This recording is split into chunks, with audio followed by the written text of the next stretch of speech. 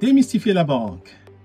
Je vous remercie de vous joindre à nous pour ce 9e épisode de Démystifier la banque, la série de vidéos qui met en lumière le paysage complexe du domaine bancaire.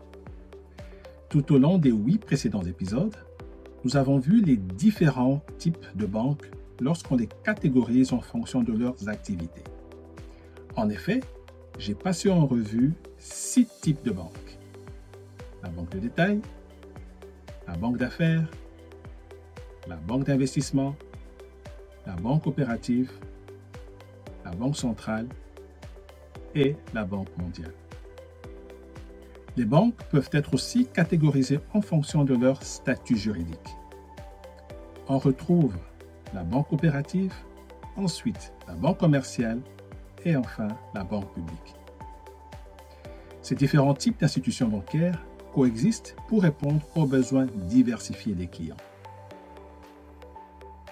Bien qu'elles partagent certaines similitudes, elles diffèrent en termes de structure légale, de réglementation, de gouvernance, des objectifs, des services financiers offerts et de répartition des bénéfices.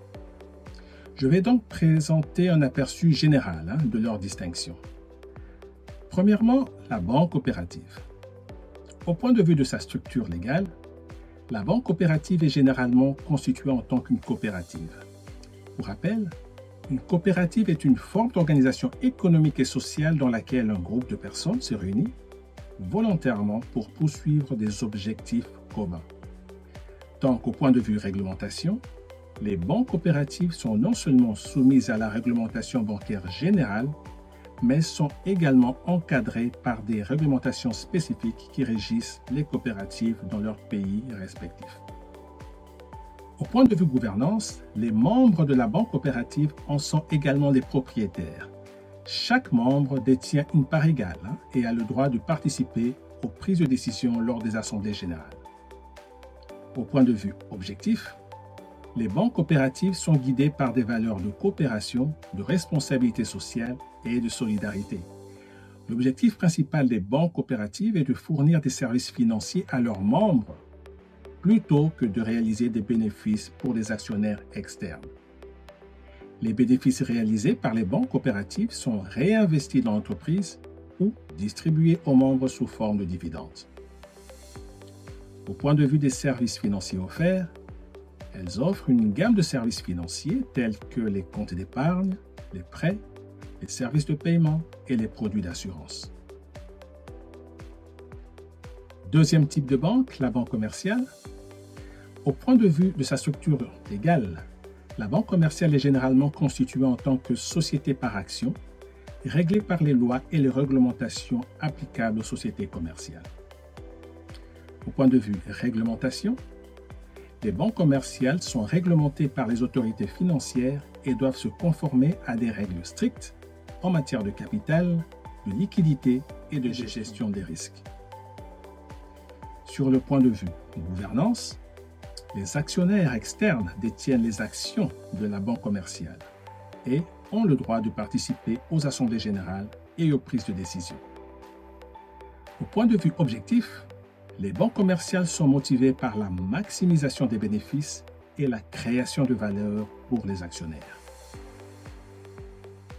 En ce qui concerne les services financiers, elles offrent une gamme complète de services bancaires tels que les comptes courants, les prêts, les cartes de crédit, les services de change, les produits d'investissement et les services de gestion de patrimoine. Troisième type de banque, la banque publique. Les banques publiques, également appelées banques d'État ou banques gouvernementales, sont des institutions financières contrôlées et possédées par l'État ou les autorités publiques.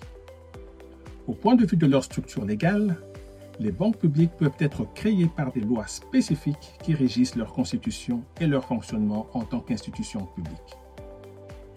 Au point de vue réglementation, les banques publiques sont réglementées par les autorités financières et sont soumises aux mêmes règles et réglementations que les autres banques en ce qui concerne la sécurité et la stabilité financière. Au point de vue gouvernance, les banques publiques sont généralement détenues et contrôlées par l'État ou les autorités publiques. La structure de gouvernance peut varier en fonction du pays, mais l'État est souvent l'actionnaire principal. Au point de vue des objectifs, les banques publiques sont guidées par des objectifs de politique économique et sociale définis par le gouvernement. Leurs valeurs incluent la promotion de l'inclusion financière, le soutien au secteur prioritaire de l'économie, le financement des projets d'infrastructure et le développement des régions défavorisées. Au point de vue services financiers offerts, les banques publiques offrent une gamme diversifiée de services financiers, allant des prêts aux particuliers, aux entreprises, à la gestion des fonds publics, en passant par le financement de commerce international et des projets d'envergure nationale. Elles s'efforcent de répondre aux besoins spécifiques du pays et de soutenir les politiques économiques du gouvernement. Au point de vue de leur rôle dans l'économie, les banques publiques jouent un rôle crucial dans le développement économique en finançant des projets stratégiques et en fournissant des ressources financières aux secteurs prioritaires. Elles peuvent également servir de régulateurs du système financier en assurant la stabilité et en veillant à ce que les politiques monétaires et financières du gouvernement soient mises en œuvre efficacement.